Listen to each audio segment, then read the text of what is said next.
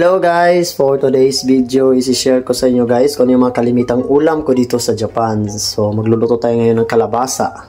So, hindi mawala yung karne. Na-prepare ko na rin yung recados natin kasi wala tayong sibuyas. Gawa ng... nakalimutan ko. Ano yung kalabasa? Ito yung kalabasa. 273. Yan. And then, lalagyan natin siya ng dalawang gulay. Ito yung dalawang gulay. So, worth 98 yan lang po ito. Gawa ng pa-expire na. Kung pa-expire na, mura na yan siya. Dalawa yung ihahalo natin. So, samahan nyo ko guys. Let's go! And then, habang nagagaya tayo ng kalabasa, guys, is, ang ginagawa ko, inuuna ko munang gisahin yung karne. Pag mapula-pula na yan, guys, saka ko pa ilulunod yung mga ricados.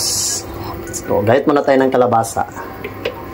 And then, habang nagigisa tayo ng karne. Pwede natin lahat, guys, yung gulay. Ito yung gulay, oh. Gulay na may konting kalabasa na may konting karne. Ito yung mga kalimitang ulam ko dito sa Japan, guys. Tipid ba? Tipid. Nagre-range sa 2 to 3 days ito ng ulam. So, magsa-side dish lang tayo dito ng mga tuyo-tuyo, sardinas, or noodles. Guys, so, medyo na pula-pula na siya. Ilalagay na natin yung ating ricados na. May natin yung luya. Luya.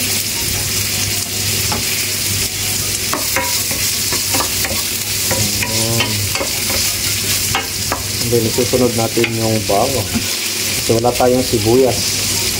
Nakalimutan ko. So,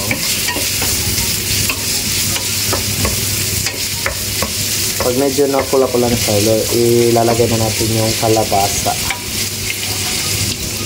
At bago ko pala makalimutan, ito yung ilalagay natin na spices ng Japan. Tama ito ng gulay. So, ito yung gagamitin natin. Medyo oil pa yan. Masarap to. Trust me.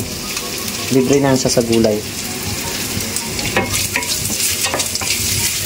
Bago ko rin makalimutan, maglalagay din tayo ng, ang tawag nyo dito sa lugar nyo. Bahala na kayo dyan. Bagoong. Kunting bagoong lang. Galing to ng fresh to. Galing Pinas. Nilagyan natin ng konti para may, tawag dito, may twist yung lasa. So, dahil medyo namula-mula na siya, guys. Susunod na natin yung kalabasa natin. Nalagyan natin yung kalabasa. Halu-haluin na natin. Hanggang maluto yung kalabasa. Konti lang. Lalagyan natin ng mga ulam. Ang liit kasi ng kitchen natin. Yan yung kitchen natin, no? Kabuuan, no? Hugasan. Kitchen. Tapos dito, kwarto na dito ng apartment natin. Tapos sa kabila naman, dyan na yung shower room. And then dito yung CR, oh. Sa tapat na yan ang CR. Yan ang CR. Oh. Cute ng bahay natin dito.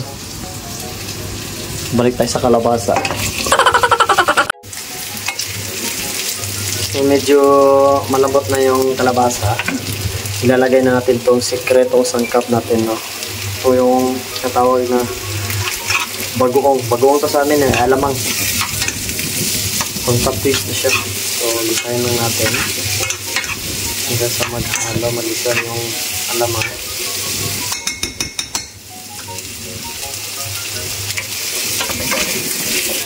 Ayan. Actually, masarap to sa mangga, oh. Masarap to sa mangga. Prutas. Masarap to sa mangga, oh. And then, okay na siya. So, dahil medyo luto-luto na siya, ilalagay natin yung gulay natin. Gulay. Cute talaga ng kusina ko. Lagyan natin yung gulay. Ayan. Ayan. So, nakaset na pala itong gulay na ito, no? Kalabasa na may konting gulay. Nakakatipid na naman tayo ng ulam nito. Kasi nasa kulang-kulang 600 yen lang ito, eh. Tapos, 2 to 3 days na natin ito ng ulam. Diba? Tipid.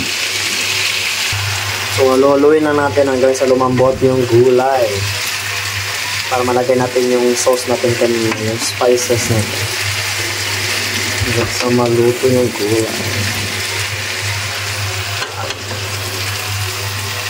Cute kasi ng lutuan natin, guys. Grabe. Cute. Apaka-cute.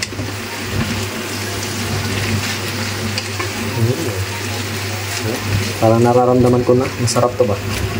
Parang masarap to. Dahil medyo malambot na yung gulay, Ilalagay na natin yung spices natin kanina. Yung spices. Spices from Japan. Sarap to.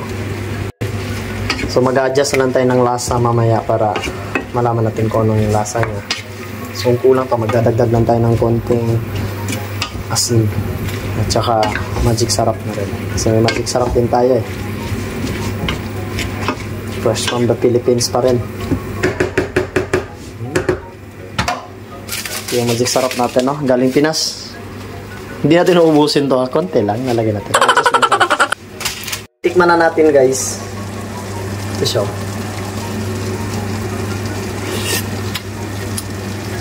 So, okay yung lasa na. Hindi na kailangan mag-adjust. Hindi na kailangan magdagdag. Kasi gawa na yung alat ng bagoong. Ay, yung alamang. Nandun na. At saka yung spices ng Japan. Pinaghalo natin. Sobrang sarap. Sarap to. Kain tayo ngayon. Suka ng Pinas. Or sukang tuba. Coconut. And then, tuyo. Parrot fish. Samahan na rin natin ng gulay. Yan. Kain tayo. Ohayo gozaimasu. Nelson to moshimasu. Ito na yung tuyo natin, guys. Kuha tayo. Sausaw natin dito sa suka ng Pinas. Sukang tuba to, guys. Sukang tuba to sa amin.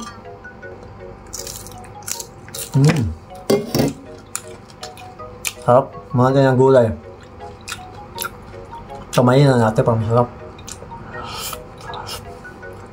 Grabe. Sarap. May karne.